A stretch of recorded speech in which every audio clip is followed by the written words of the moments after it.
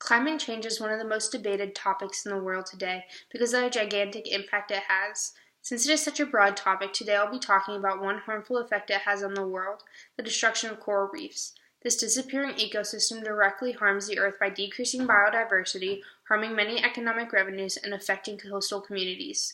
Due to the fact that coral reefs occupy only 1% of the Earth's ocean floor but are home to more than 25% of all marine life, they play a critical role in the biodiversity of Earth.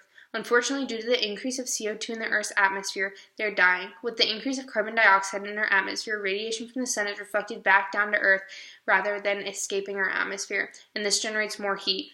The increase of heat in the atmosphere is increasing the temperature of the Earth's oceans, desynchronizing the balanced ecosystems that exist.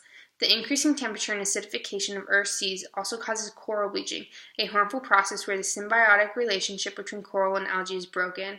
The coral excrete the algae, organisms which are crucial for the health of the coral, by providing about 90% of its energy. With the coral dying by ocean acidification, many of the species that rely on coral are also suffering and dying. So what is causing the increase of CO2 in the Earth's atmosphere?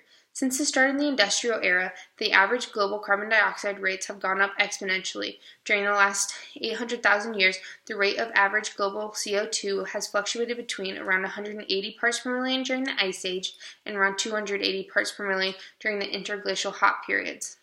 The global carbon dioxide average is now increasing by rates never seen before, more than 100 times faster than the increase coming out of the last ice age, today being around 440 parts per million. The industrial era, the increase of urbanization, and human reliance on fossil fuels has led to more and more emissions of CO2 in the atmosphere. While with the deforestation and increased wildfires in many of Earth's forests today, we are seeing a decrease in organisms that take CO2 out of the air and release oxygen. So how do disappearing coral reefs affect humans who live on land and not in the sea? In the past couple of years, we have seen more hurricanes annually than ever before. Coral reefs provide a barrier against tropical storms and protect coastal areas. The destruction of these protectors can be life-threatening due to the fact that according to the 2010 U.S. Census, 39% of the population lives in coastal communities, even though they make up roughly 10% of our nation's land area.